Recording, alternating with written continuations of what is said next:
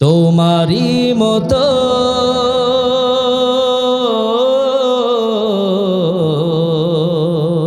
তোমারি মতো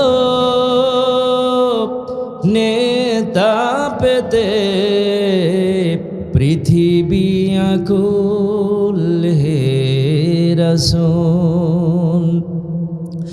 জীবনে কখনো তুমি মিথ্যা বলোনি, তাই তো তোমায় পেতে কাঁদে এই ধরণী।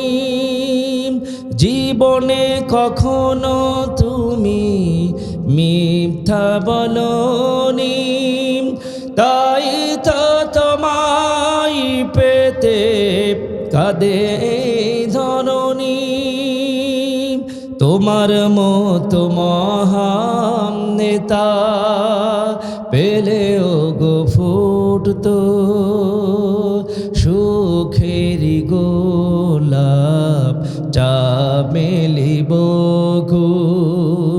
আল্লাহ রাব্বুল আমিন বলেন সূরা আনফালের 2 নম্বর আয়াত দিয়ে, ইন্নামাল মুমিনুনা আল্লাযীনা ইযা যুকিরাল্লাহু ওয়াজিলাত কুলুবুহুম। আল্লাহ রাব্বুল আমিন বলেন নিশ্চয় ইমানদার মুমিন হলো সেই সমস্ত মানুষগুলো যখন তাদের সামনে আমি আল্লাহর আলোচনা হয়, আমার স্মরণ করানো হয়, ইদা যুকিরাল্লাহ যখন আলোচনা হয় আল্লাহকে নিয়ে, আল্লাহর নাম স্মরণ করা হয়, আল্লাহর ভয়ে তাদের হৃদয়টা বিগলিত হয়ে যায়। সুবহানাল্লাহ বলেন।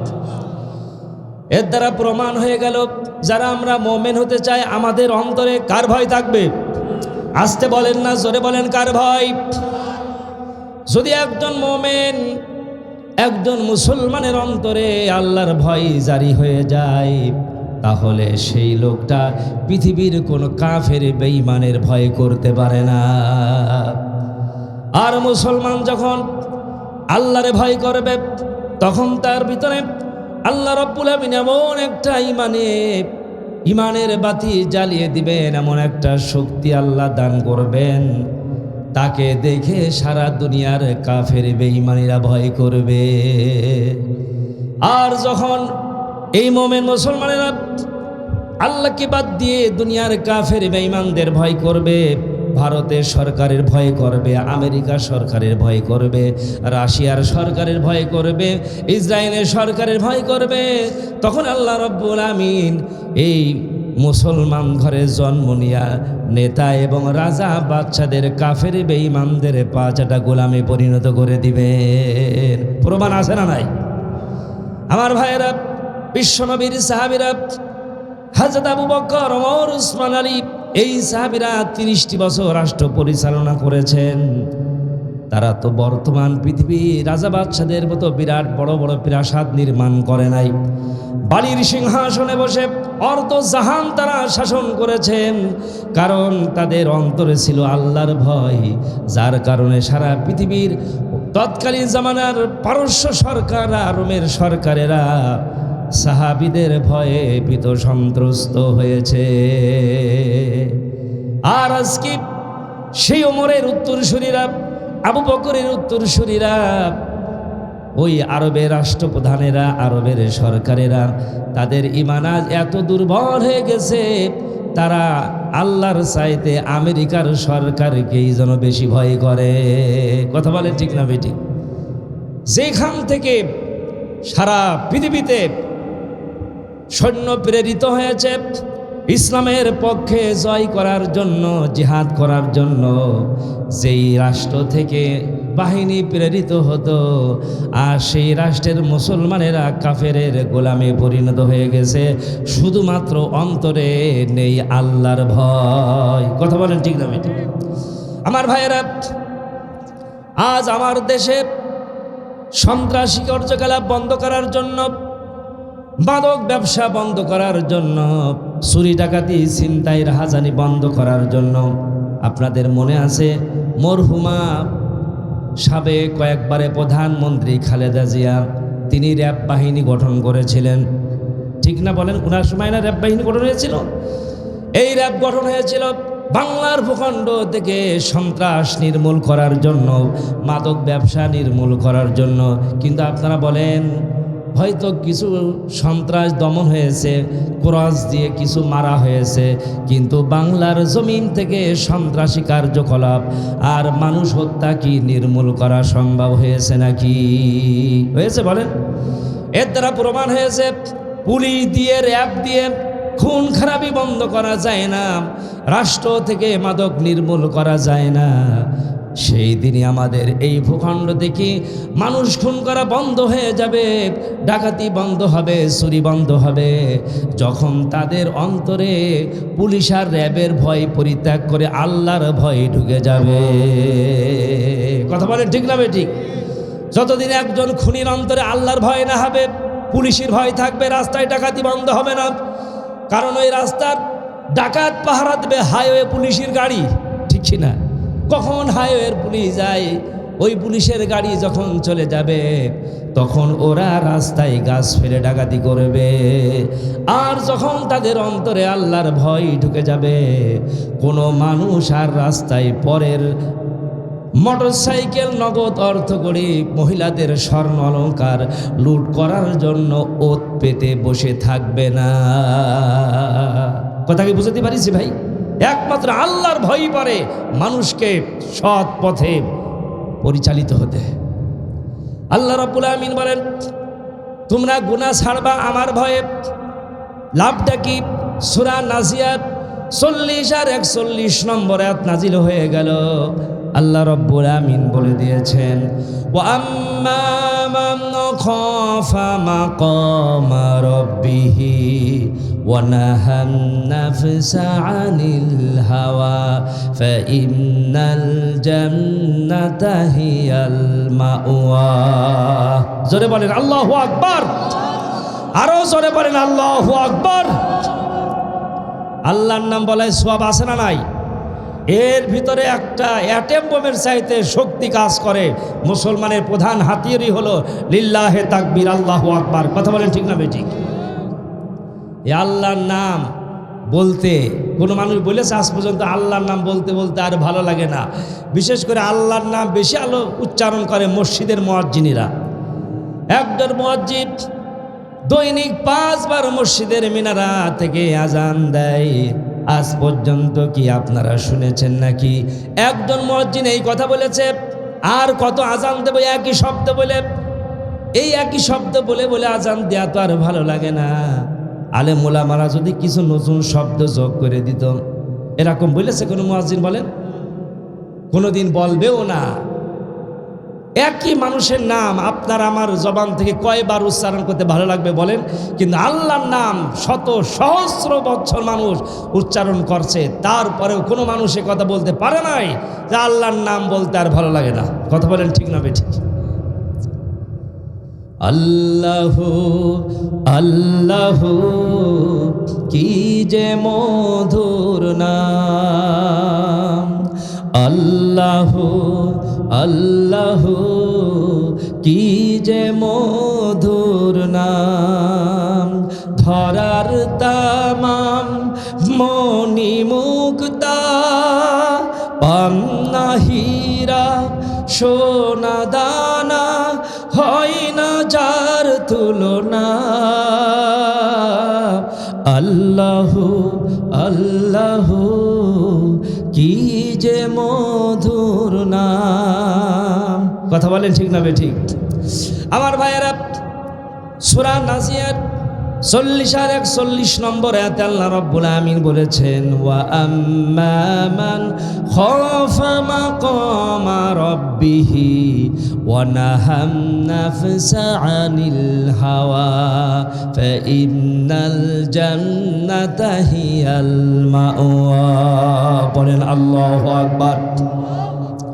আল্লাহ রাব্বুল আমিন বলেন, যেই সমস্ত ব্যক্তিবর্গ কিয়ামতের দিন আমি আল্লাহর সামনে দাঁড়ানোকে ভয় করেছে, কিয়ামতের দিন আর একটা বিচার হবে।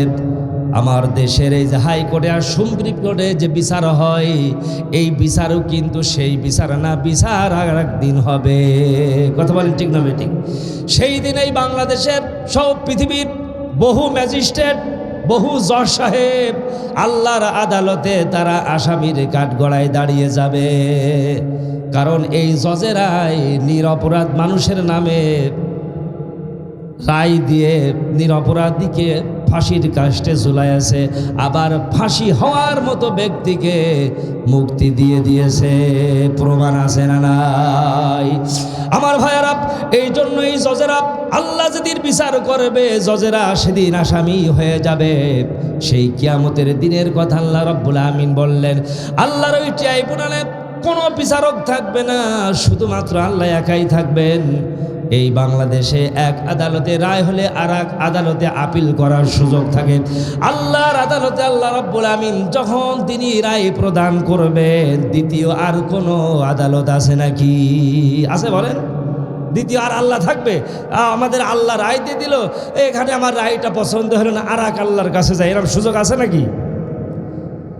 আল্লাহ রাব্বুল আমিন বলেন, সেই বিচারের দিনে আমার সামনে তোমাদের দণ্ডায়মান হওয়া লাগবে, জীবনের সব হিসাব দেওয়া লাগবে। এইটাকে যারা ভয় করেছে, ভয় করার পরে কি করলো? ওয়ানাহাম নাফসা আনিল হাওয়া, নিজের জীবনকে সকল প্রকার অন্যায় অশ্লীল কর্মকাণ্ড থেকে দূরে রেখেছে। আল্লাহ রাব্বুল আমিন বলেন, ফাইন্নাল জান্নাতা হিয়াল মাওয়া, নিশ্চয় তার বসবাসের ঠিকানা হয়েছে জান্নাত। জোরে বলেন সুবহানাল্লাহ। জান্নাতে যেতে চায় না কে কে? হাত তোলেন ভাই, জান্নাতে যেতে চায় না কারা?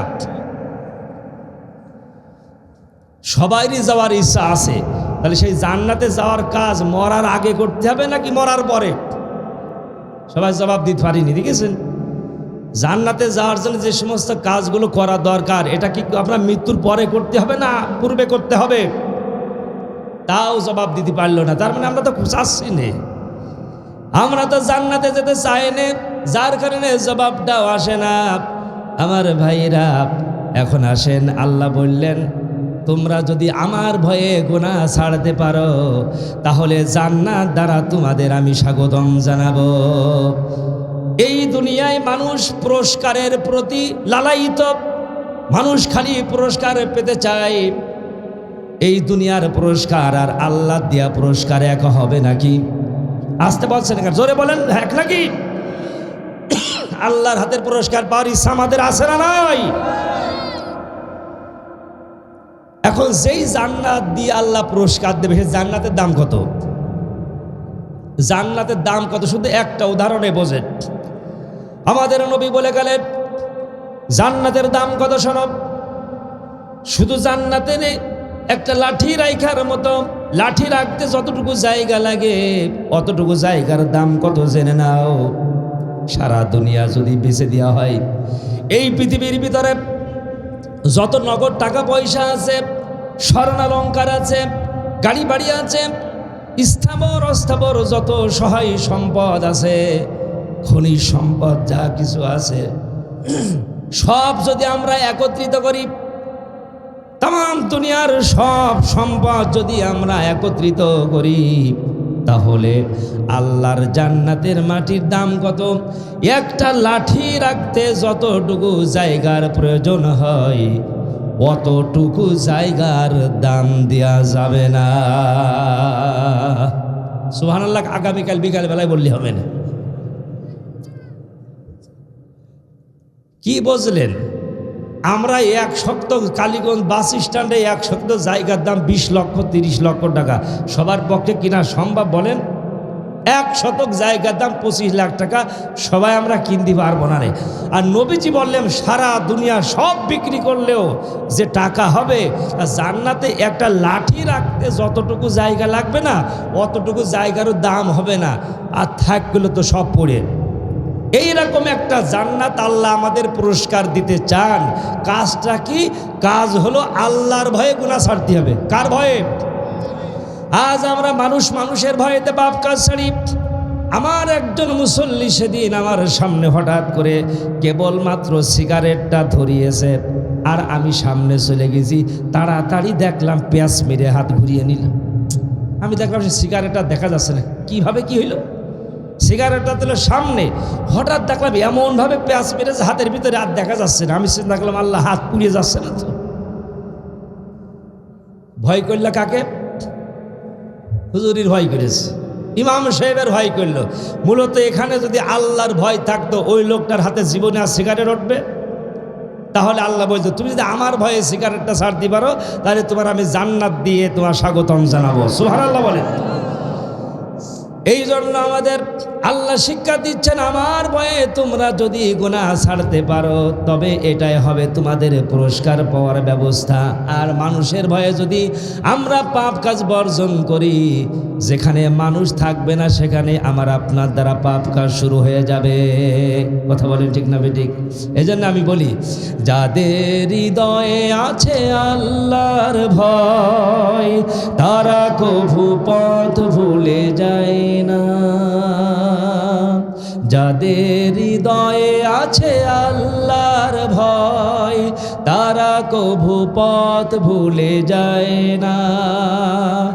আল্লাহর প্রেম ছাড়া এই দুনিয়ায় কারো কাছে কোনো কিছু চাই না, কারো কাছে কোনো কিছু চাই না। আমাদের যা চাওয়ার চাইবো কার কাছে? আমার ভাইরা, আল্লাহ রাব্বুল আলামিন বলেন সূরা মুলকের 12 নম্বর আয়াতে, ইন্নাল্লাযীনা ইয়াখশাউনা রাব্বাহুম বিল গায়ব লাহুম মাগফিরাতুন ওয়া আজরুন কাবীর।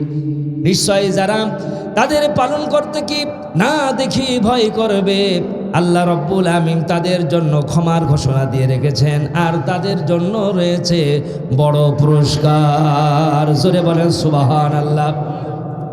এবার আমি আপনাদের নিয়ে যাচ্ছি, আল্লাহর ভয় থাকলে মানুষ কি কি করে না দেখেন। কোনো একজন রাষ্ট্রপ্রধান, কোনো একজন এমপি, কোনো একজন মন্ত্রীর যদি অন্তরে থাকে আল্লাহর ভয়, তার দ্বারা কখনো জনগণের টাকা, রাষ্ট্রের টাকা আত্মসাৎ হতে পারে না। কথা বলেন ঠিক না বেঠিক? ওবামা দেব সাহাবীদের জীবনী থেকে।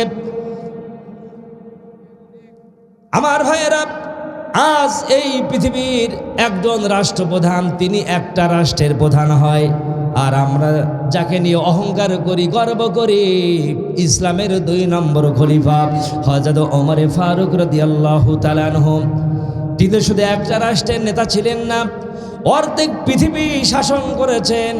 রোম আর পারস্য ওনার হাতে জয় হয়ে যায়। সে ওমর একদিন রাতের বেলায় বাতি জ্বালিয়েছেন, বাতি জ্বালিয়ে রাষ্ট্রের কাজ করছেন। রাষ্ট্রীয় ফান্ডের টাকায় কিনা বাতি জ্বালিয়ে তিনি রাষ্ট্রের কাজ করছিলেন। হঠাৎ করে ওনার কাছে ওনার 2 জন ব্যক্তিগত মেহমানের আগমন হয়ে গেল। মেহমান 2 জন যখন এরা সঙ্গে সঙ্গে বাতি নিভাইয়ে দিলেন, নতুন করে আর একটি বাতি জ্বালালেন। মেহমান 2 জন যখন বিদায় হয়ে যাচ্ছেন, জিজ্ঞাসা করলো, ভাই ওমর, একটা ব্যাপারে জিজ্ঞাসা না করে পারছেন? আমাদের জানার বড় কৌতূহল। তোমার কাছে যখন আমরা আগমন করেছিলাম, তোমার সামনে একটা বাতি জ্বলছিল, কিন্তু যখন আমরা এখানে এলাম ওই বাতিটা তুমি নিভাই দিলে, নতুন আরেকটি বাতি জ্বালালে, ব্যাপার কি? এবার দেখেন তিনি কি জবাব দিলেন। তিনি বলছেন, তোমরা আমার ব্যক্তিগত মেহমান, আমার সাথে তোমাদের কথা হবে ব্যক্তিগতভাবে। আর আমি যে বাতিটা জ্বালিয়েছিলাম ওইটা রাষ্ট্রীয় ফান্ডের টাকায় কিনা বাতি, আর আমি কাজ করছিলাম রাষ্ট্রের কাজ করছিলাম রাষ্ট্রীয় ফান্ডের টাকায় কিনা বাতির দ্বারা। কিন্তু তোমরা যখন এলে, তোমরা আমার ব্যক্তিগত মেহমান, এখন যদি বাতিটা জ্বলে তাহলে প্রমাণ হয়ে যাবে আমি ওমর আমার ক্ষমতা বলে রাষ্ট্রের টাকা আমি নিজস্ব কাজে ব্যবহার করছি, এই জন্য আমি ওই বাতিটা নিভাইয়ে দিয়েছি, নতুন আরেকটা বাতি জ্বালিয়েছি। এই বাতিটা হলো আমার মাসে যে বেতন হয় সেই বেতনের টাকাই কিনা বাতি। সুবহানাল্লাহ বলেন। কেন এরম করতে পারলেন? কারণ ওমরের অন্তরে ছিল কার ভয়? দুনিয়ার কোনো বিদেশি কোনো রাষ্ট্রপ্রধানের ভয় ছিল না, বিদেশি কোনো প্রভুর ভয় ছিল না। ওমরের অন্তরে ছিল আল্লাহর ভয়, যার কারণে সামান্য একটা তেলের বাতির ক্ষেত্রেও তিনি দুর্নীতি করতে পারেন নাই। আল্লাহু আকবার। এর নাম হচ্ছে নেতা। এর নাম কি? এরকম লোক যদি রাষ্ট্রপ্রধান হয় তাহলে বোঝেন সেই রাষ্ট্রে কি আর কোনো চুরি ডাকাতি করার সাহস কেউ পায়? কথা বলছেন না কেন? এমনি কি আর অর্ধেক পৃথিবী উনার হাতে জয় হয়েছে, যাদের অন্তরে এতটুকু ভয়, এতটুকু ক্ষেত্রেও আল্লাহর ভয় জারি থাকতে পারে, তাহলে আর কাজগুলো তো থাকলো পড়ে। সেই ওমরের উত্তরসূরি আজকের পৃথিবীর রাষ্ট্রপ্রধানেরা মুসলমান দাবি করে, ওমরও রাষ্ট্রপ্রধান ছিলেন আর আজকের পৃথিবীরও রাষ্ট্রপ্রধান আছে, রাষ্ট্রের হাজার হাজার কোটি টাকা লুটপাট করে নিয়ে যায়। কথা বলেন ঠিক না বেঠিক? কারণ অন্তরে নেই কার ভয়? আল্লাহর ভয় নেই। এজন্য আল্লাহর ভয়টাই হলো সবচাইতে বড় জিনিস। আমার প্রিয় উপস্থিতি, আল্লাহ রাব্বুল আমিন সূরা হজের 1 নম্বরে আয়াতে আবার বলেন, ইয়া আইয়ুহান নাসুত্তাকু রাব্বাকুম ইন্না জালজালাতাস সাআতি শাইউন আযীম। জোরে জোরে বলি আল্লাহু আকবার। আল্লাহ রাব্বুল আমিন বলেন, হে মানব মণ্ডলী, রব আল্লাহ রাব্বুল আমিনকে ভয় করো, নিশ্চয়ই কিয়ামতের প্রকম্পন একটি ভয়ঙ্কর ব্যাপার। কিয়ামতের দিন ভূমিকম্প হবে। আজ আমাদের দেশেও ভূমিকম্প হয়, তো এই ভূমিকম্প আর কিয়ামতের ভূমিকম্প কি একরকম? আমার দেশে কিছুদিন আগেও নরসিংদী থেকে ভূমিকম্প উৎপন্ন হয়ে গেল। নরসিংদী থেকে ভূমিকম্প শুরু হলো। এই ভূমিকম্পে কি হয়েছে? কিছু ঘর বাড়ি হয়তো কাত হয়ে পড়েছে, কিছু বিল্ডিং হয়তো ফাটল ধরেছে, কিছু লোক আহত নিহত হয়েছে। কিয়ামতের দিন আল্লাহ রাব্বুল আমিন যেই ভূমিকম্প পাঠাবেন, সেই ভূমিকম্প শুধু এরকম ঘরে ফাটল ধরবে না, এগুলো সব ধূলি করা হয়ে যাবে, পাহাড়গুলো তুলার মতো হয়ে উঠবে। সেদিন আল্লাহ রাব্বুল আমিন মানুষের কি অবস্থা হবে সেই কথাটা বলে দিলেন। সূরা আবাসার ভিতরে আল্লাহ বলেন, ইয়াউমা ইয়াফিরুল মারউ মিন আখিহি ওয়া উম্মিহি ওয়া আবিহি ওয়া সাহিবাতিহি ওয়া বানিহি। সেদিন মানুষ পলায়ন করবে। সেদিন মানে কোন দিন? কিয়ামতের দিন, মহাপ্রলয়ের দিন, মহাভূমিকম্পের দিন। আল্লাহ বলছেন মানুষ পালিয়ে যাবে তার ভাই থেকে, ভাই থেকে পালিয়ে বেড়াবে, ভাই ডাকলেও শুনবে না। তারপরে মানুষ পলায়ন করবে তার পিতা মাতা থেকে, স্ত্রী সন্তান আদি থেকে মানুষ পালিয়ে যাবে, কেউ কারো চেনবে না, পরিচয় দেবে না। এইরকম হবে কেন? লিকুল্লি ইমরিইম মিনহুম ইয়াউমাইযিন শানুন ইউগনি।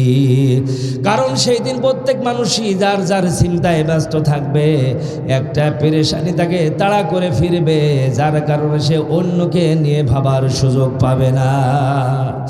আমার ভাইয়েরা, এইটা আমরা কোরআনে পড়ি, বিষয়টা বুঝতে পারছিলাম না, তা কি করে সম্ভব? আপন ভাই আপন ভাইয়ের কিভাবে চেনবে না? পিতা মাতাকে মানুষ কিভাবে ভুলে যাবে? স্ত্রীকে সন্তানাদিকে কিভাবে মানুষ ভুলে যাবে? এইটা আমরা বুঝতে পারতাম না। আল্লাহ রাব্বুল আমিন নরসিংদী ভূমিকম্প দিয়ে আমাদের বুঝাইয়া দিয়েছেন। কি হলো নরসিংদী? একটা পিতা কলিজার টুকরা 7-8 বছরের একটা সন্তানকে নিয়ে একটা মার্কেটে গিয়েছে বাজার করার জন্য। যখন তারা মার্কেটের ভিতরে, তখন ভূমিকম্প শুরু হলো, বিল্ডিং নড়া শুরু হয়ে গেল, পিলারগুলো নড়ছিল, তখন মানুষ বলছে ভূমিকম্প শুরু হয়েছে, ভূমিকম্প শুরু হয়েছে। বলার সঙ্গে সঙ্গে ওই পিতা, যেই পিতা কলিজার টুকরা সন্তানকে সাথে করে মার্কেটে এলো, মুহূর্তের ভিতরে ভুলে তাকে রেখেই দৌড় দিল। ভালো করে বোঝেন, আজকের যে সন্তান আমাদের কত আদরের সন্তান। আমাদের বাপ দাদারা, আমাদের দাদারা যখন ছিল দুনিয়ায়, তাদের সন্তান হয়েছে 8টা 10টা 12টা করেও বাচ্চা হয়েছেনি। বলেন বলেন, কথা বলছেন না কেন? আর এখন সেই সময় সেই পরিবেশ আছে? বলেন।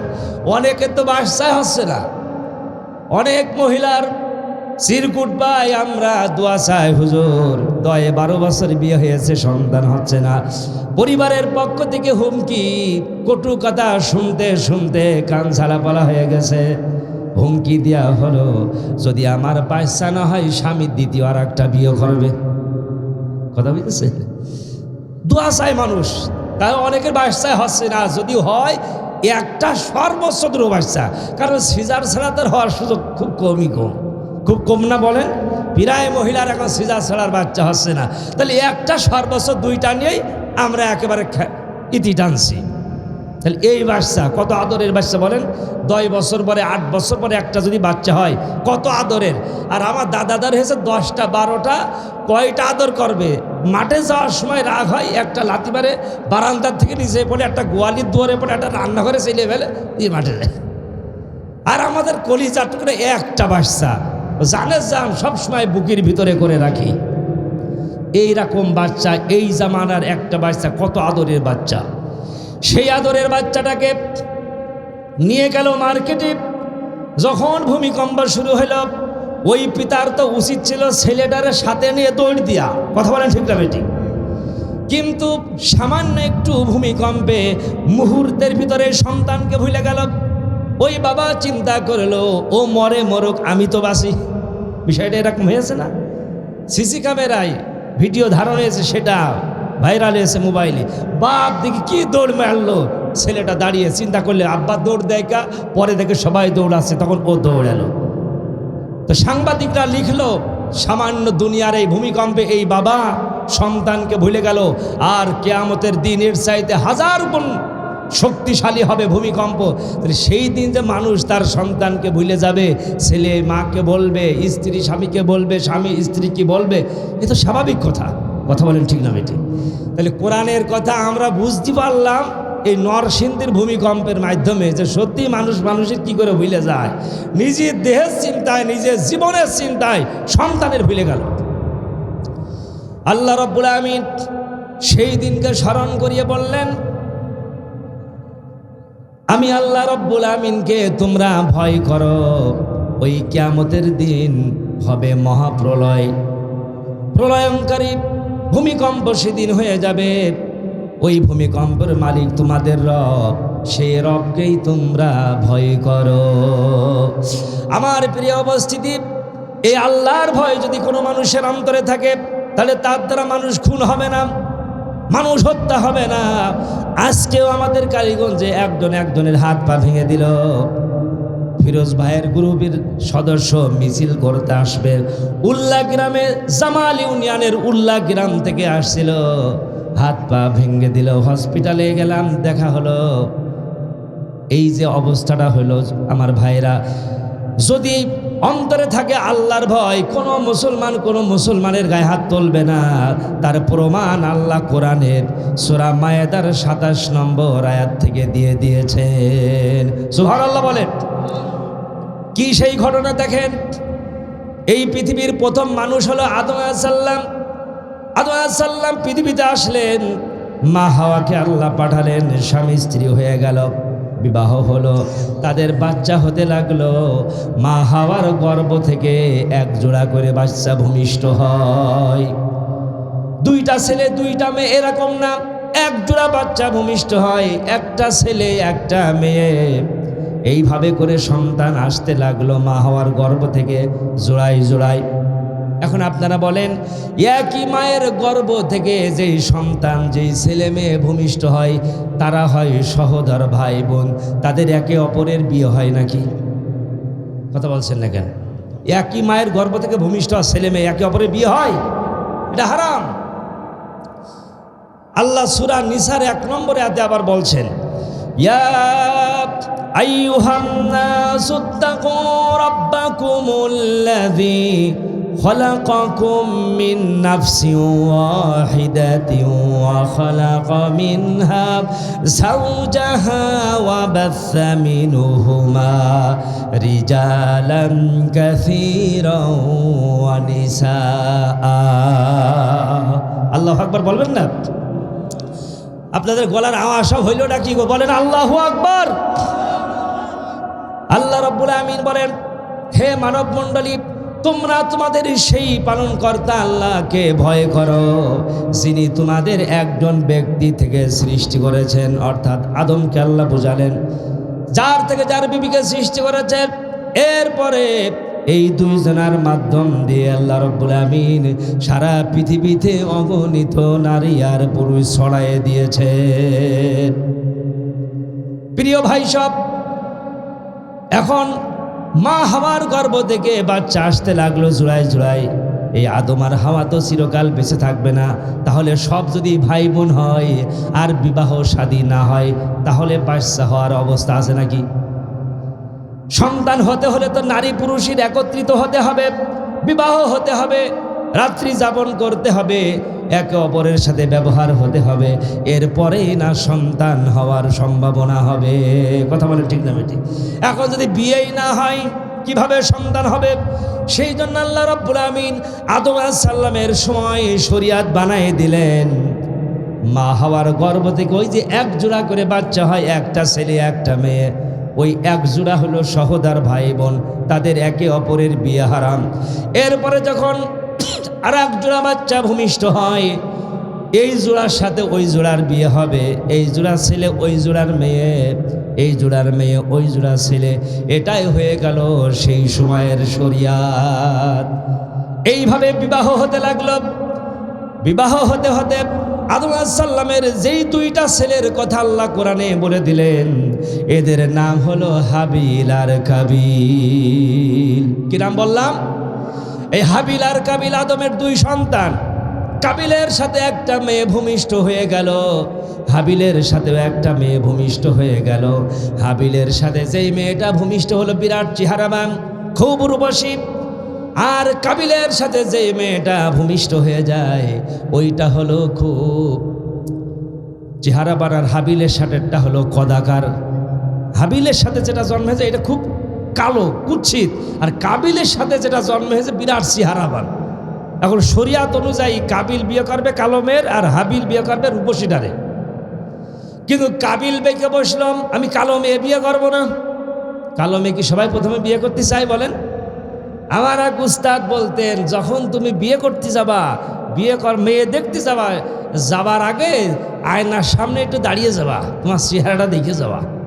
তুমি মিস্টার আলকাতরা, তুমি আনতে যাচ্ছ রসগোল্লা, তুমি চাচ্ছ তোমার ঘরে একটা রূপসী চাঁদের মতো বউ আসুক, তো ও মেয়েটারও তো ইচ্ছা আছে আমার একটা চাঁদের মতো রূপবান স্বামী হোক, তারও তো একটা ইচ্ছা। তুমি আলকাতরা হইলে খালি রসগোল্লা খুঁজে নিতে হবে না, এই জিনিস নিজের চেহারাটা দেখে তারপর এ দেখতে যাবা। কালো মেয়ে কেউ বিয়ে করতে চায় না, যদিও পরে করে, কিন্তু প্রথমে কেউ কালো মেয়ে বিয়ে করতে চায় না। কাবিল বলল আমিও কালো মেয়ে বিয়ে করবো না। হাবিল বলল ভাই না,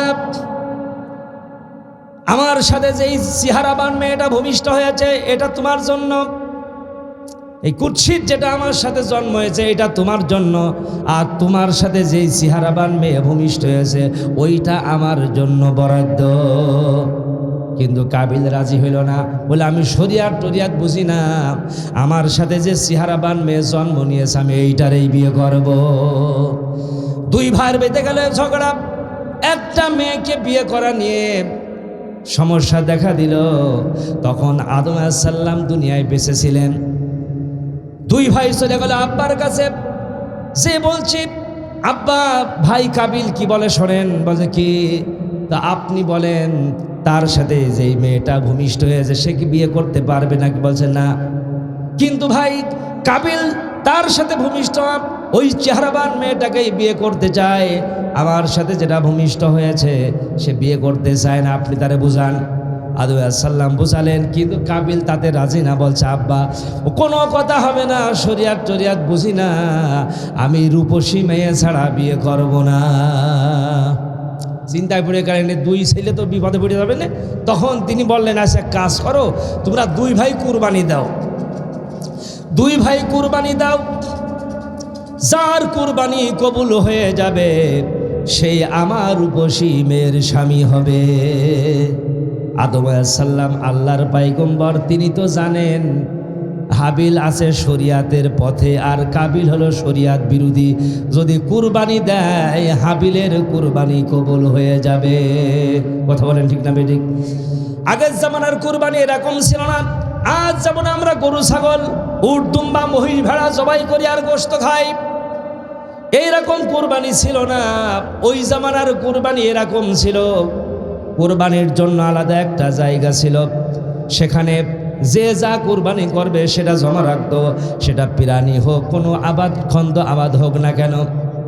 এরপরে আসমান থেকে আগুন আসতো, যার কুরবানি কবুল হতো, যার কুরবানিটা বৈধ হতো, আসমান থেকে আগুন এসে সেটা জ্বালিয়ে ছাই করে আসমানের আগুন আবার আসমানে ফিরে যেত।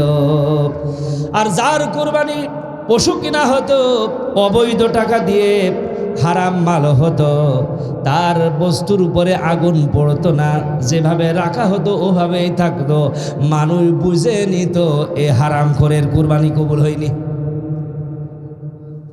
এখন আমাদের অবস্থা কি? আমরা সবাই হারাম অবৈধ টাকা দিয়ে কুরবানি করলেও কুরবানি হয়ে যাচ্ছে, গোশত খাচ্ছে, হালাল টাকা দিয়ে কুরবানি করলেও গোশত খাচ্ছে, বোঝা যাচ্ছে না। এই তাফসিরটা পড়ে আমি বললাম, আল্লাহ তুমি এই জামানার লোকে যে কি বাঁচানো বাঁচিয়েছো। ওই আইন যদি এখন থাকতো, ওই শরিয়াত থাকতো, আমাদের সমাজের বহু সম্মানিত মানুষের মাথা নিচু হয়ে যেত। আমরা মনে করতাম ওরে আল্লাহ, এই লোকটার মনে করতাম বিরাট ছবি, সাহেব খুব দিনদার, এ তো পাকা হারাম করে কুরবানি গরু ছাগল পুড়িয়ে দিয়েছে, আগুন আসেনি। কারণ বড় অফিসার ঘুষির টাকা দিয়ে কুরবানিতে ছাগল কিনেছে 22,000 টাকা দিয়ে, বাড়ির সামনে মেহগুনি গাছে বেঁধে রেখেছে গলায় লাল ফিতে দিয়ে, বিরাট বড় ছাগল কুরবানি দেবে। মানুষ সুনাম গায় যে অমক অফিসার বিরাট বড় দানশীল, গো দেখো কত বড় ছাগল কিনেছে। কিন্তু দেখা গেল পুরো ছাগলের টাকাটাই ঘুষির টাকায়। আসমান থেকে আগুন এলো না, পড়লো না, তখন ওই অফিসারের কি আর মুখ দেখানোর কায়দা থাকতো বলেন? কেউ মনে করে মাদক ব্যবসা করে, মাদকের টাকা দিয়ে গরু কিনে বসে আছে, জবাই করছে, গোশত খায়, বোঝার কায়দা নেই যে কোরবানি কবুল হচ্ছে কি হচ্ছে না। কিন্তু যদি ওই অবস্থায় এখন থাকতো, বহু মানুষের কোরবানি কবুল হইত না। আল্লাহ রাব্বুল আমিন এবার দেখেন কি করছেন।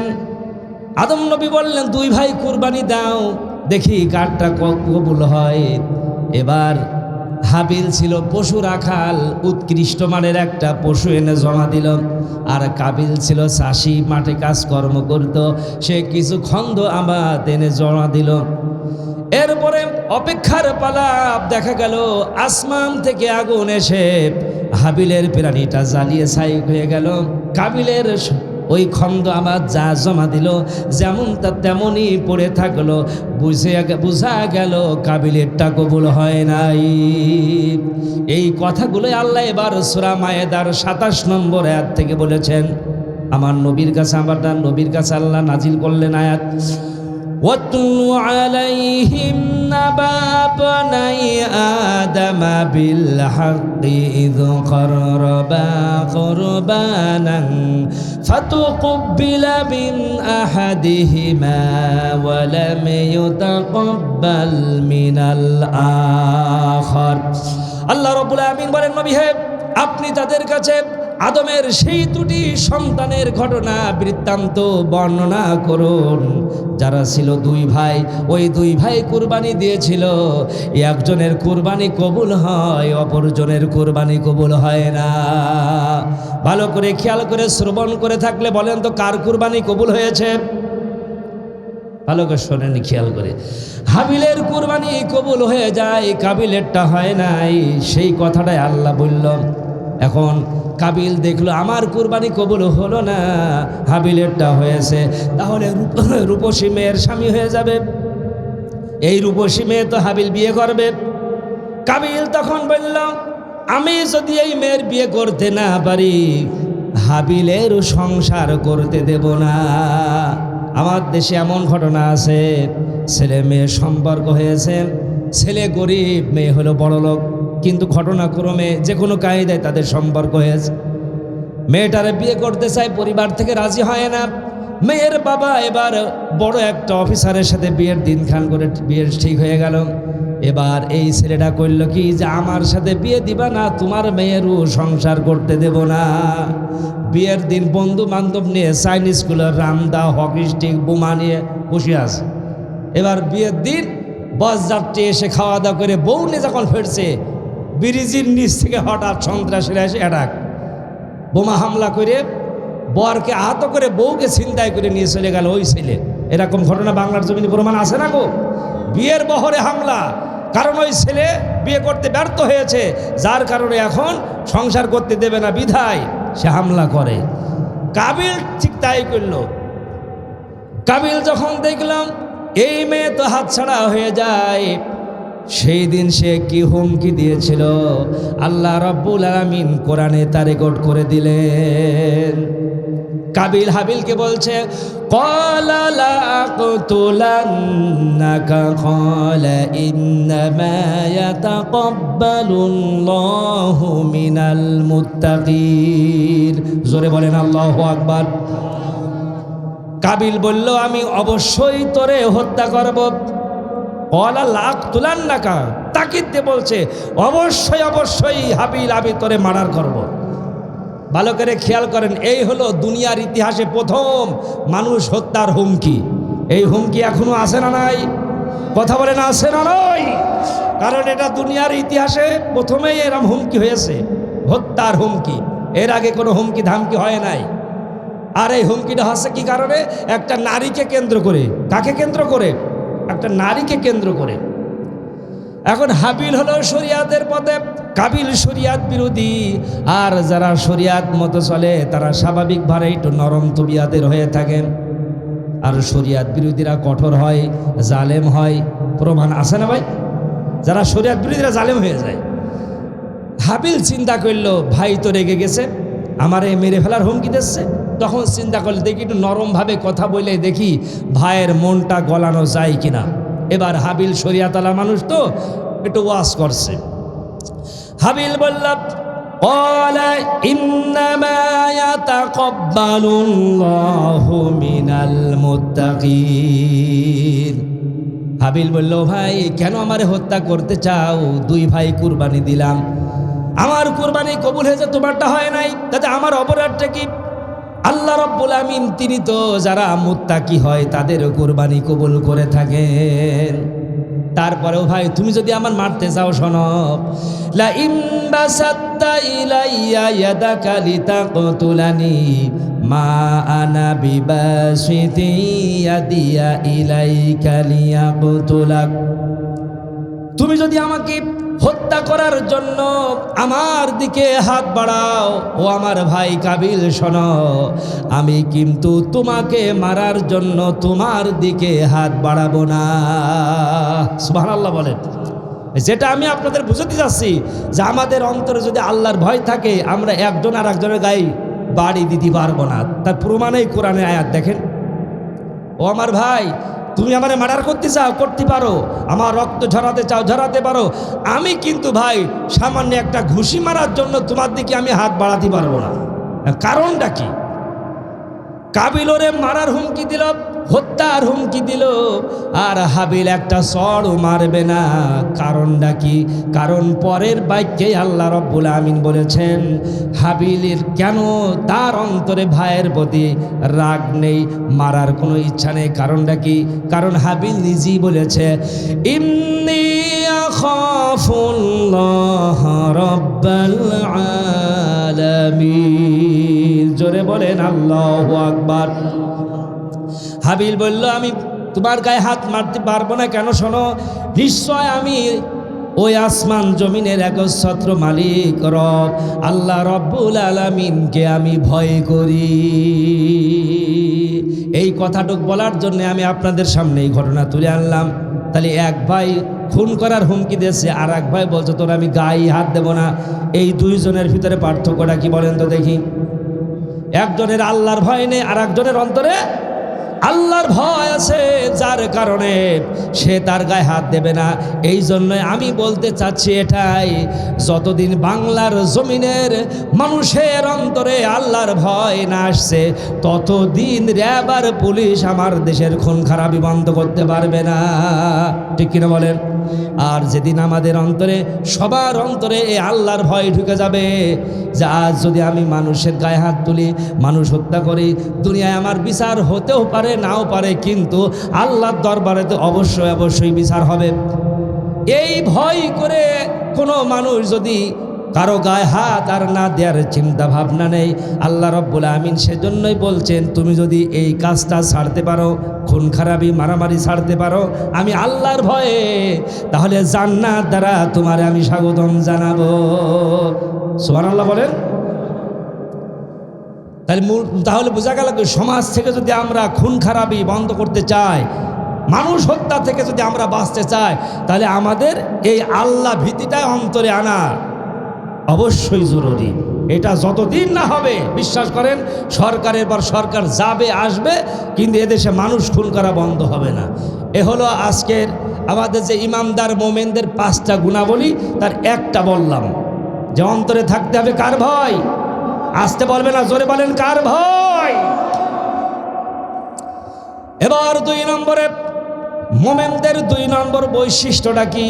আল্লাহ রব্বুল আমিন তিনি নিজেই বলে দিয়েছেন, ওয়াইযা তুলিয়াত আলাইহিম আয়াতুহু যাদাতুহুম ঈমানা। আল্লাহু আকবার। আল্লাহ রাব্বুল আমিন বলেন তারাই হলো মুমিন যখন তাদের সামনে তেলাওয়াত হয় আল্লাহর আয়াত, আল্লাহর কোরআন যখন পাঠ হয়, তাদের ঈমান যা থাকে তার চাইতে ঈমান আরো বেড়ে যায়। জোরে বলেন সুবহানাল্লাহ। আপনি কোরআন শুনবেন, যদি কোরআন শুনতে ভালো লাগে মনে করবেন ঈমানের ব্যাটারি চার্জ হচ্ছে। আল্লাহ নবীর কণ্ঠে কোরআন শুনলে আবু বকর, উসমান আলী, খাব্বাব, খুবাইব, আবু হুরায়রা সাহাবায়ে কেরাম কোরআন শুনেছেন। আবার আবু জেহেল, উতবা, সাইবা, আবুল আহাবরাও শুনেছে। কিন্তু সাহাবীদের ঈমান বেড়ে গেল আর কাফেরদের হৃদয়টা কালো হয়ে গেল। কথা বলেন ঠিক না বেঠিক?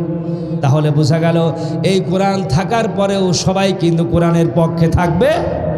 কথা বলেন থাকবে? থাকবে না। সর্বযুগে কোরআনের পক্ষে লোক বেশি না কোরআনের বিপক্ষে? ওই নবী জামানা থেকে, নবী যখন দুনিয়ায় কোরআন যখন নাজিল হচ্ছিল, সেই সময় থেকেই সর্বযুগেই কোরআনের পক্ষের চাইতে কোরআনের বিপক্ষে লোক বেশিই থাকে। কথা বলেন ঠিক না বেটি? কিন্তু আল্লাহ রাব্বুল আমিন এই কোরআনকে পৃথিবীতে রাখবেন, কোরআনকে কারো পক্ষে সম্ভব নয় ধ্বংস করার। এই ঈমানের ব্যাটারি চার্জ হবে এই কোরআন তেলাওয়াতে। সুতরাং আল্লাহ রাব্বুল আমিন এই কোরআনকে অক্ষুণ্ণ রাখবেন, কারণ এটা হেফাজতের দায়িত্ব তিনি নিজেরাই নিয়েছেন। এই জন্যই যে কোরআন দিয়ে এ মানুষ পরিচালনা হবে।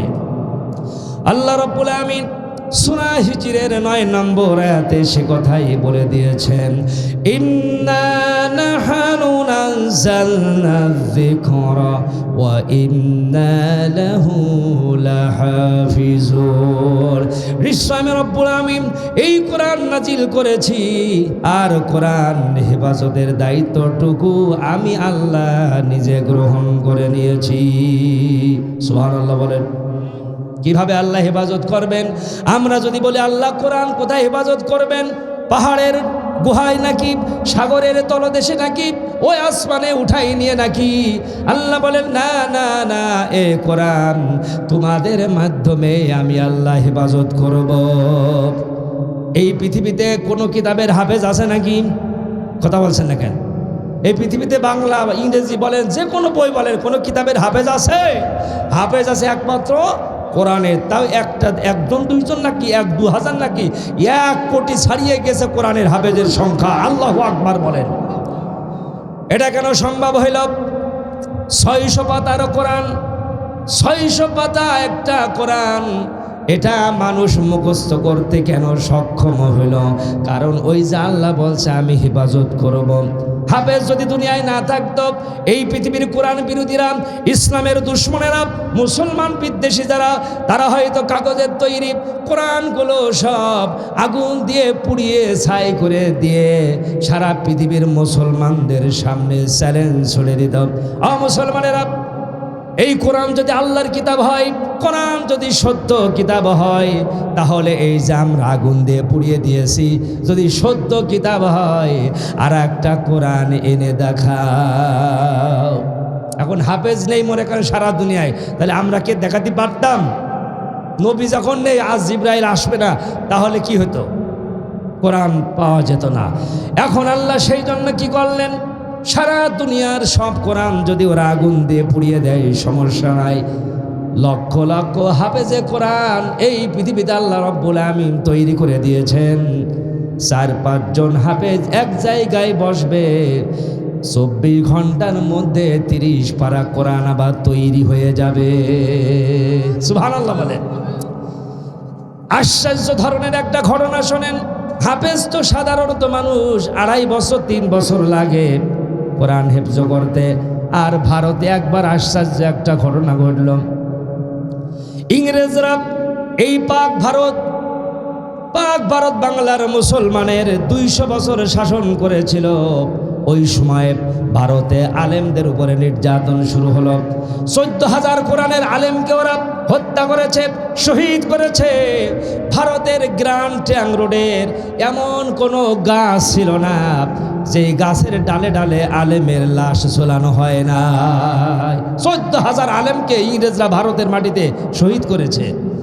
সেই সময় শাইখুল হাদিস মাহমুদুল হাসান দেওবন্দি রহমতুল্লাহ আলাইহি উনারে গ্রেপ্তার করে আন্দামান দ্বীপপুঞ্জে নির্বাসনে পাঠাচ্ছিল।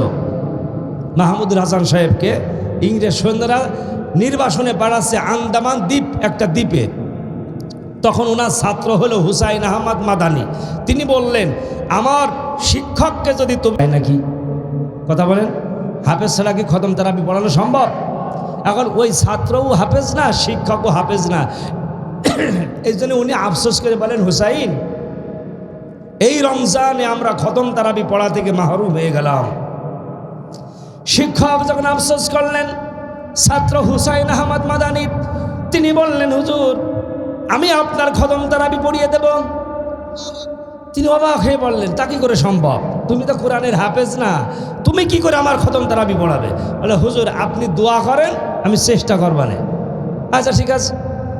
এবার রমজানের আগের দিন হুসাইন আহমদ মাদানি ফজরের নামাজের পরে কোরআন নিয়ে বসে গেলেন, সূরা বাকারা মুখস্থ করা শুরু করলেন। আর শিক্ষক মাহমুদুল হাসান দেওবন্দি রহমতুল্লাহ আলাইহি দোয়া দিয়ে দিয়ে এবার মুখস্থ করা শুরু হয়ে গেল। 1 পৃষ্ঠা 2 পৃষ্ঠা করে এক পারায় হয়ে 20 পৃষ্ঠা। আর রমজানের তারাবি হলো 20 রাকাত। এক পৃষ্ঠা এক রাকাতে পড়া হয়। আমার ভাইয়েরা, ওই দিন প্রথম তারাবি আসরের নামাজের আগে আগে হুসাইন আহমদ মাদানির 1 পারা কোরআন মুখস্থ হয়ে যায়। এবার তারাবির সময় হয়ে গেল। ইমামের পাটিতে ছাত্র, মুক্তাদি হলেন শিক্ষক। 20 রাকাত তারাবির নামাজ পড়লেন। 1 পারা কোরআন তারাবির নামাজে শিক্ষককে শোনায়ে দিলেন। পরের দিন প্রথম রোজা শুরু হয়ে গেল। সেহরির পরে হুসাইন আহমদ মাদানি 2 নম্বর পারা মুখস্থ করা শুরু করলেন। ইফতারির আগে আগে 2 নম্বর পারা মুখস্থ করা কমপ্লিট হয়ে গেল। তারাবি নামাজ পড়াই দিলেন। তৃতীয় দিন আবার 3 নম্বর পারা মুখস্থ হয়ে গেল। চতুর্থ দিনে 4 নম্বর পারা মুখস্থ হয়ে যায়। এইভাবে করে প্রত্যেক দিন তিনি ফজরের পরে কোরআন নিয়ে বসতেন। ইফতারির আগে আগে 1 পারা করে মুখস্থ হয়ে যেত। হুসাইন আহমদ মাদানিকে আল্লাহ রাব্বুল আলামিন 1 রমজানে মানে 1 মাসে 30 পারা কোরআনের হাফেজ বানায় দিলেন। কি সোজা কথা গো? যা মুখস্থ করতে লাগে 3 বছর 3.5 বছর লেগে যায়, সেখানে 1 মাসে হয়ে গেল। এটা কেন সম্ভব হয়েছে? সম্ভব হওয়ার কারণই হচ্ছে আল্লাহ বলছেন আমি কোরআন হেফাজতের দায়িত্ব নিয়েছি। হেফাজত কিভাবে হবে? ও মানুষ, তোমার ভিতরে আমি আল্লাহ কোরআন রেকর্ড করে রাখবো। সুবহানাল্লাহ বলেন। এই জন্য সারা পৃথিবীতে কোনো কিতাবের হাফেজ নেই, শুধুমাত্র আছে কোরআনের। কারণ দুনিয়ার কোনো কিতাব হেফাজতের দায়িত্ব আল্লাহ গ্রহণ করেন নাই, কোরআন হেফাজতের দায়িত্ব একমাত্র আল্লাহ গ্রহণ করেছেন বিধায় এটা মুখস্থ করা মানুষের আল্লাহ সক্ষমতা দান করেছেন। কিন্তু কপাল পোড়ে মুসলমান জাতি এ কোরআন পড়ল না। ওই কিছু হাফেজরা মাদ্রাসা ছাত্ররা পড়ে, সাধারণ মানুষ আমরা কি সবাই কি কোরআন শরীফ পড়ি বলেন? এটা মনে করছে হুজুরদের ফরজ, এটা আলেমুলামার পড়ার কথা। এদেশের 100-র ভিতরে 95% মানুষ আমরা কোরআন পড়িলে পড়তেও জানি না। কথা বলেন ঠিক না বেঠিক? আমরা যদি কোরআনের কাছে বলি, কোরআন তুমি তো ছিলে লৌহে মাহফুজে, সেখান থেকে এই খুনে ধরা পৃথিবীতে, এই অশান্ত পৃথিবীতে তোমার আগমনের কারণটা কি? এই প্রশ্নের জবাব কোরআন দিতে পারবে কি পারবে না? কোরআন জবাব দিল 14 নম্বর সূরা ইব্রাহিম 1 নম্বর আয়াত, আলিফ লাম রা কিতাবুন আনজালনাহু ইলাইকা লিতুখরিজান নাসা মিনাজ যুলুমাতি ইলান নূর। আল্লাহ রাব্বুল আমিন বলেন কিতাবুন, এটা এমন একটি কিতাব ওগো নবী আমি তোমার প্রতি নাজিল করেছি যাতে করে তুমি এই কোরআনুল কারীম দিয়ে পৃথিবীর অন্ধকারে নিমজ্জিত মানব মণ্ডলীকে আলোর পথে বের করে আনতে পারো। জোরে বলেন সুবহানাল্লাহ। আমার ভাইয়েরা, এই কোরআন অন্ধকার থেকে মানুষকে আলোর পথে আনবে। তা কি রাতের এই অন্ধকার নাকি? এই অন্ধকার মানে শিরকের অন্ধকার, কুফরির অন্ধকার, জাহেলিয়াতের অন্ধকার, সমস্ত রকম অন্যায়, দুর্নীতি, দুঃশাসন, জুলুম, নির্যাতন, মামলা হামলা, মূর্তি পূজা, দেহ ব্যবসা, মদের ব্যবসা, এইগুলো সব হলো অন্ধকার। আমাদের নবী যে জামানায় এলেন ওই জামানাটাকে আমরা বলি অন্ধকার যুগ। কারণ ওই জামানায় খুন হতো, লুটতরাজ হতো, দেহ ব্যবসা হতো, সুদে ব্যবসা হতো, মদের ব্যবসা হতো, ডাকাতি হইতো। এই জন্যই বলা হয় অন্ধকার যুগ। ওই পাপগুলো আমাদের দেশেও বর্তমানে, এই দুনিয়ায় বর্তমানে আছে না নাই? আরও পাপ বেড়েছে। কথা বলেন ঠিক না বেঠিক? এমন এমন পাপ সংগঠিত হচ্ছে বাংলাদেশে, সারা বাংলার মানুষ গায়ের লোম তাদের খাড়া হয়ে যাচ্ছে। এই তো সেদিন একটা জেলার ঘটনা, এই গত মাসের একটা মেয়ের খুঁজে পাওয়া যাচ্ছিল না, হাই স্কুলে পড়া মেয়ে, বাড়ি খুঁজে পাওয়া যাচ্ছে না, 2 দিন হয়ে গেছে। হঠাৎ করে ওই মেয়েদের বাড়ির রান্নাঘরের বারান্দার এক কোনায় বস্তাবন্দি তার লাশ পাওয়া গেল। মেয়েটারে খুঁজে পাওয়া যাচ্ছিল না, হঠাৎ লাশ, তাও নিজেদের বাড়ির রান্নাঘরের এক পাশে। কারণটা কি? পুলিশ তল্লাশি শুরু করলো, অনুসন্ধানে নামলো। অনুসন্ধান করে দেখতে পেল ওই মেয়েকে তার বাবা আর চাচাই হত্যা করেছে। গার পশম খাড়া হওয়ার কথা না বলেন? একটা সন্তান, ছেলে হোক আর মেয়ে হোক, তাদের সবচেয়ে নিরাপদ আশ্রয়স্থল হলো বাবা মায়ের কোল। কথা বলেন ঠিক না ঠিক? আর সেই বাবা যদি হত্যা করে, সন্তান যাবে কোথায়? ঘটনাটা কি? বাবা কেন মেয়ের হত্যা করল? দেখা গেল কারণ বের হয়ে এলো, ওই মেয়ের মা বাড়ি থাকে না, মেয়ের মা থাকে বিদেশে, প্রবাসী। মেয়ের মা এই সুযোগে ওই মেয়ের বাবা তারই মতো বয়সী আর একটা মেয়ের সাথে অবৈধ সম্পর্ক করেছেন। পরকিয়া, পেপারের ভাষায় পরকিয়া। মেয়ের বয়সী আর একটা মেয়ের সাথে সম্পর্ক করে অবৈধ মিলামিশা করেন। এইটা তো মেয়ে জেনে ফেলেছেন, মেয়ে জেনে ফেলেছেন। এবার এই মেয়ে টেলিফোনের মাধ্যমে মায়ের কাছে খবর বলে দিল। এবার ওই প্রবাসী স্ত্রী আর এই দেশের স্বামীর সাথে মোবাইলে ঝগড়ার পরে ঝগড়া। কার মাথা ঠিক থাকবে এই সংবাদ শুনে বলেন? ঝগড়ার পরে ঝগড়া। তখন ওই বাবা চিন্তা করল, এই মেয়েই আমার সর্বনাশের মূল। এই মেয়ের তার মাকে বলেছে, এখন যদি গ্রামের লোকের বলে আমার তো আর মুখ দেখানোর সুযোগ থাকবে না। তখন চিন্তা করলো, শয়তান ওয়াসওয়াসা দিল, এই মেয়েকে তোমার সরাতে হবে। কি করে মারবে। চাচা, আপন চাচা অর্থাৎ ওই লোকটার আপন ভাইয়ের দায়িত্ব দিয়েছে, কিছু টাকা দিয়েছে মেয়েটারে হত্যা করার জন্য। এবার ওই মেয়েটা ঘরের ভিতরে ছিল, চাচা গিয়েছে ঘরে, হঠাৎ করে শ্বাস বন্ধ করে হত্যা করে বস্তা বন্দি করে রান্নাঘরের পাশে রেখে দিল। এই যুগটারে কি যুগ বলা যায়? পিতার হাতে যে সন্তান এইভাবে খুন হয়ে গেল, এবার আমরা কি যুগ বলতে পারি? রসুলের যুগ যদি অন্ধকার যুগ হয়, এটা কি আলো যুগ? কত পাপ হচ্ছে এতে। একটা বললাম, এরকম নবীর জামানার চাইতে প্রত্যেকটা পাপ বাড়তে বাড়তে সীমা ছাড়িয়ে গেছে। এখন কথা হলো, নবীকে আল্লাহ কোরআন দিলেন ওই সমাজের ওই পাপ, ওই সমস্ত অন্যায় অপরাধ দূর করে সুখী সমৃদ্ধ একটি সোনার সমাজ, আলোকিত একটি সমাজ গঠন করার জন্য। এখন আপনারা বলেন, আমাদের নবী এই কোরআন দিয়ে সমাজের ওই সব অন্যায় অত্যাচার দূর করতে তিনি কি সফল ছিলেন নাকি ব্যর্থ হয়েছিলেন? কথা বলছেন না কেন? তিনি একজন সফল রাষ্ট্রনায়ক, 10 বছরের সফল রাষ্ট্রপতি হলো বিশ্ব নবী। আল্লাহু আকবার বলে। নবী তো শুধু নামাজের ইমামতি করেছে তা নয়, তিনি রাষ্ট্রেরও ইমামতি করেছে। তাও একটানা 10 বছর সফল রাষ্ট্রনায়ক বিশ্ব নবী। সেই নবী চলে গেলেন কবরে, এ কোরআন কি সাথে করে নিয়ে গেছে? কথা বলেন। নবী চলে গেল কবরে, কোরআন নিয়ে যায় নাই, কোরআন রেখে গেলেন। আল্লাহ রাখার ব্যবস্থা করে দিয়েছেন, কারণ নবীর জামানায় যে অন্যায়গুলো হতো ওই অন্যায় চলবে পৃথিবীতে, তাহলে এই অন্যায় দূর করার জন্য এলো কোরআন পৃথিবীতে। আজ আমার দেশে কোরআন আছে, অন্যায় বন্ধ নেই, অন্যায় চলছে। তার কারণটা কি? কারণ হলো প্রেসক্রিপশন আছে, যদি আমি ঔষধ না খাই আমার রোগ ভালো হবে নাকি? কথা বলছে না। আপনাদের অসুখ হয়, আমাদের অসুখ হয়, চলে যায় কালীগঞ্জের নোভা ডায়াগনস্টিক সেন্টারে, প্রাইমে যাই, সিটিতে যাই, ঢাকা থেকে ডাক্তারেরা আসেন, 800 টাকা 600 টাকার ভিজিট করে একটা প্রেসক্রিপশন তৈরি করে দেয়, 5-6টা লাইন লিখে দেয়।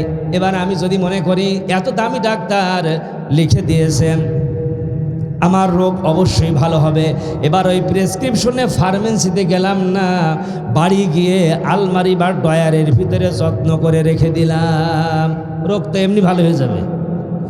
ওষুধ যদি আমার পেটে না যায়, যত দামি ডাক্তারই হোক, যত লন্ডনে পড়া ডাক্তারও যদি আমার এই প্রেসক্রিপশন তৈরি করে দেয় আর আমি একটা ওষুধও সেবন না করি, বলেন তো দামি ডাক্তারের হাতের লেখা বলে কি আমার রোগ এমনি ভালো হয়ে যাবে? এইটা তো বুঝিয়ে আমাদের কষ্ট হলো না। তাহলে বোঝা গেল আমার শরীরের রোগ ভালো করতে হলে আমার ওষুধ খাওয়া লাগবে, পেটে ওষুধ ঢুকাতে হবে। আমার দেশের এই রাষ্ট্রের ব্যাধি হলো চুরি, ডাকাতি, ছিনতাই, রাহাজানি, হত্যা, ধর্ষণ, ইফটিজিং, তারপরে দুর্নীতি, দুঃশাসন, জুলুম, মিথ্যা, মামলা, হামলা, এগুলো হলো রাষ্ট্রের ব্যাধি।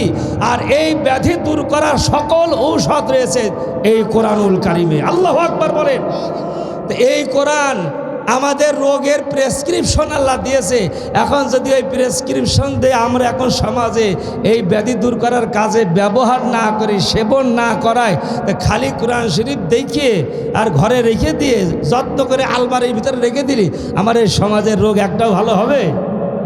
এই জন্যে নবীজি পেরেছে, আমরা কেন পারিনি? নবীজি প্রেসক্রিপশন দিয়ে সমাজের ব্যাধি দূর করাতে ঔষধ সেবন করা আছে, কিন্তু আমরা প্রেসক্রিপশনটা যত্ন করে রেখে দিছি, এটা আমরা সেবন করাচ্ছি না এই সমাজের, যার কারণে আমাদের সমাজের ব্যাধি দূর হচ্ছে না। কথা কি বুঝতে পারিছি ভাই? এটা হলো 2 নম্বর। ইমানদার, মুত্তাকি, মুমিন যারা, তাদের কয় নম্বর? 2 নম্বর গুণাবলী। 1 নম্বর ছিল আল্লাহর ভয়, 2 নম্বরে এই কোরআন দিয়ে জীবন গঠন করতে হবে। 3 নম্বরে ইমানদার মুমিনের গুণাবলী হলো 3 নম্বরে ওয়া আলা রাব্বিহিম ইয়াতাওয়াক্কালুন। আল্লাহ রাব্বুল আমিন বলেন 3 নম্বর মুমিন, তোমার পরিচয় হলো তোমার ভরসা হবে একমাত্র কার উপরে? সবাই বলেন কার উপরে? কেবলমাত্র শুধুমাত্র আমরা ভরসা করবে একমাত্র কার উপরে?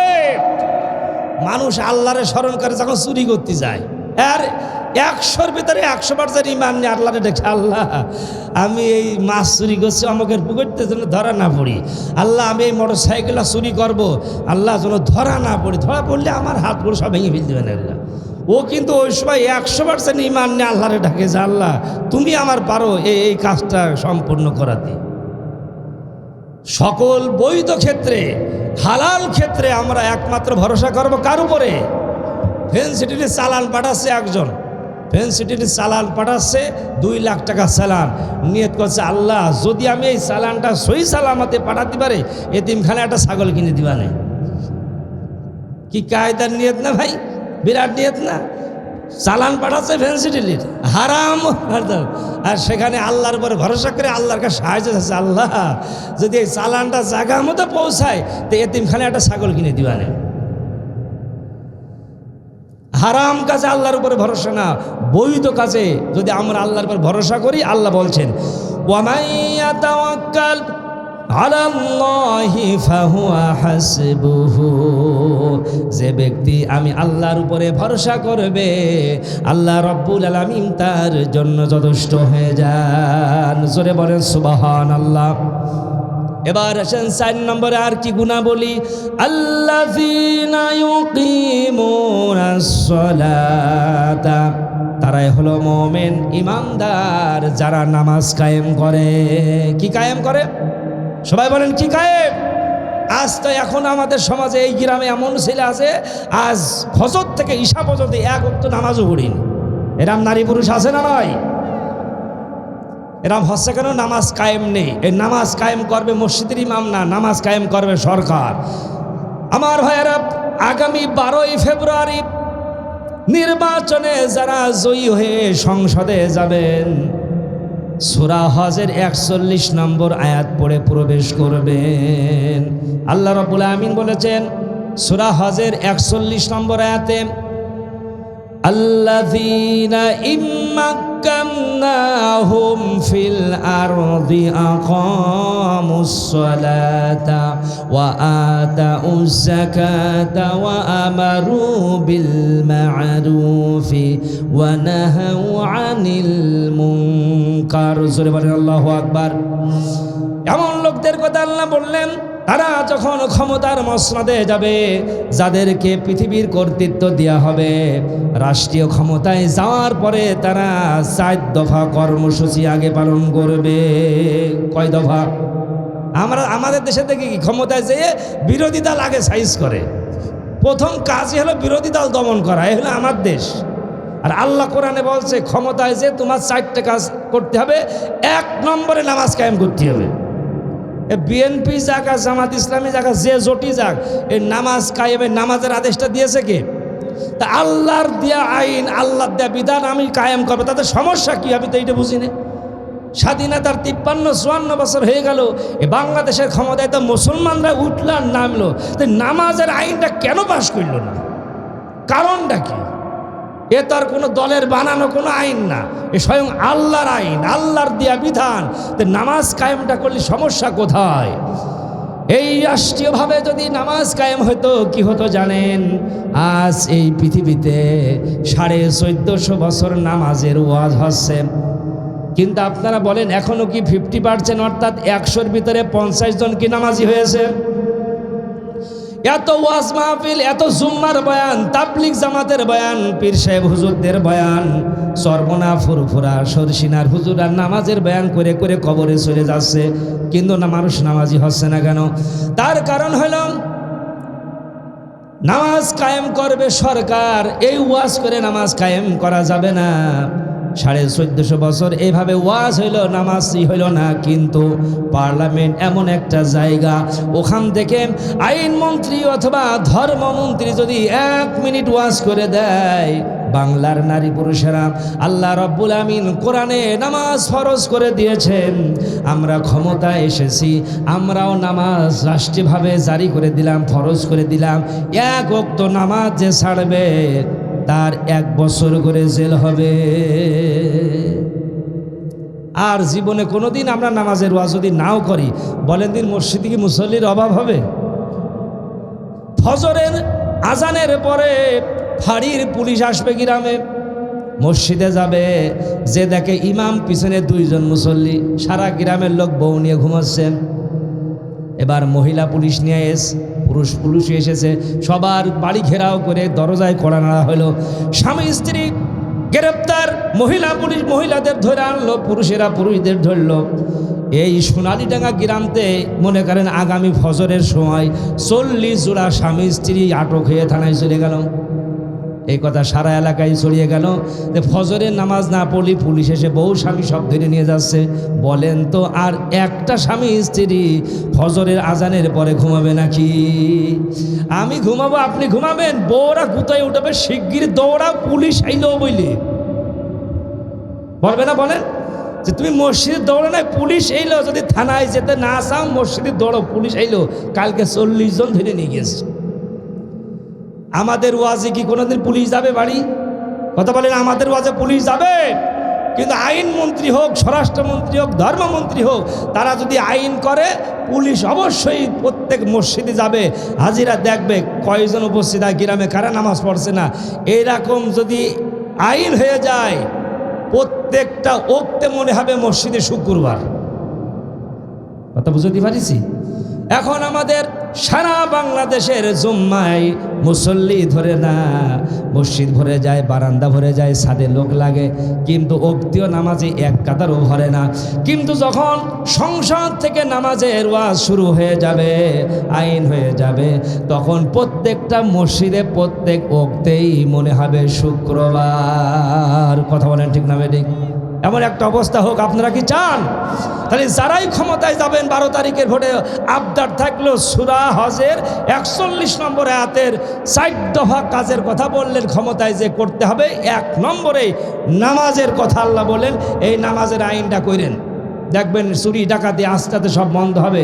রাষ্ট্রীয়ভাবে সব যখন নামাজি হয়ে যাবে, অন্য অপরাধগুলো নামাজের মাধ্যমে দুনিয়া থেকে বিদায় নেবে, বাংলার ভূখণ্ড থেকে বিদায় নেবে। কোরআনে আল্লাহ বলছেন, ইন্নাস সালাতা তানহা আনিল ফাহশাই ওয়াল মুনকার। নিশ্চয় নামাজ হলো এমন একটা হাতিয়ার যা সমস্ত অন্যায় অশ্লীল কর্ম থেকে বিরত রাখে। জোরে বলেন সুবহানাল্লাহ। এই ক্ষমতা নামাজের আছে না নাই? আমার সম্মানিত উপস্থিতি, এই জন্য সময় যেহেতু রাত হয়ে গিয়েছে, 12টা বাজে যাচ্ছে, বেশি সময় নিতে পারছি না। 4 নম্বর নামাজের কথা বললাম, এবার 5 নম্বরে ইমানদার মুমিনদের 5 নম্বর গুণাবলী। ওয়া মিম্মা রাযাকনাহুম ইউনফিকুন। 5 নম্বর গুণাবলী হলো, আল্লাহ রাব্বুল আমিন বলেন, আমি তোমাদের যে ধন সম্পদ দান করেছি, এই সম্পদগুলো আবার আমার রাস্তায় ব্যয় করবে। কার রাস্তায়? আল্লাহ দেয়া টাকা পয়সা আল্লাহর রাস্তায় ব্যয় করতে হবে, সম্পদ বাড়িয়ে দেবে। আল্লাহ বলছেন, মান যাল্লাযী ইউকরিদুল্লাহা করদান হাসানান ফায়ুদাইফাহু লাহু ওয়া লাহু আজরুন কারীম। জোরে বলেন আল্লাহু আকবার।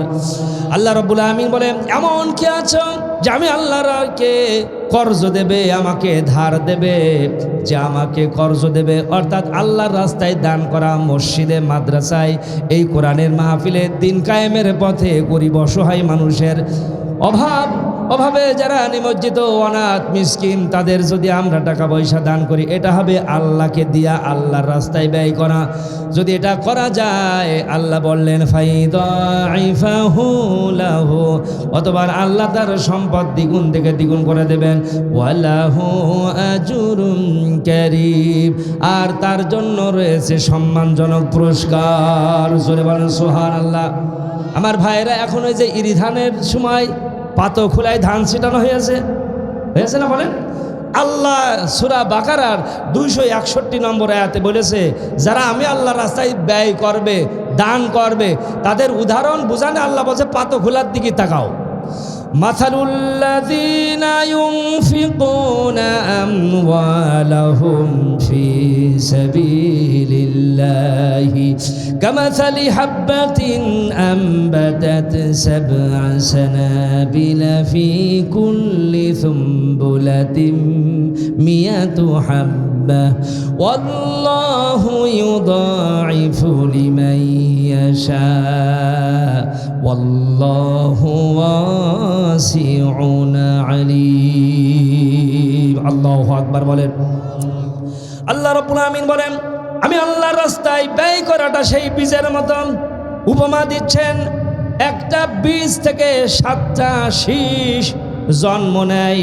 প্রতিটা শীষে যদি 100 করে দানা হয়, এবার 7 দিয়ে যদি আমরা 100 গুণ দিয়ে দিই, গুণফল কত দাঁড়াবে? 700। বলেন কত বলবে? 700। এবার আপনি বোঝেন, আপনার পাতখোলার দিকে তাকান, ধান ছিটায় আছেন, একটা ধান থেকে একটা চারা বের হয়। ওই চারা উঠায় নিয়ে আলাদা জমি প্রস্তুত করে সেখানে রোপণ করা হলো। 4 আঙুল 6 আঙুল দূরে দূরে একটা একটা করে গাছ পোতা হলো।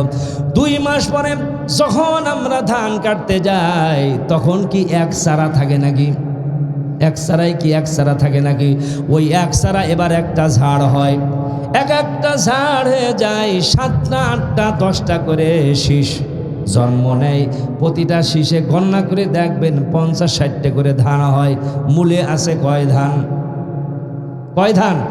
এক ধান। পাতখোলায় এক ধান, এক ধান থেকে এক চারা আলাদা জমিতে লাগালেন, 8টা 10টা শীষ হলো, প্রতিটা শীষে 50-60টা করে ধান হলো।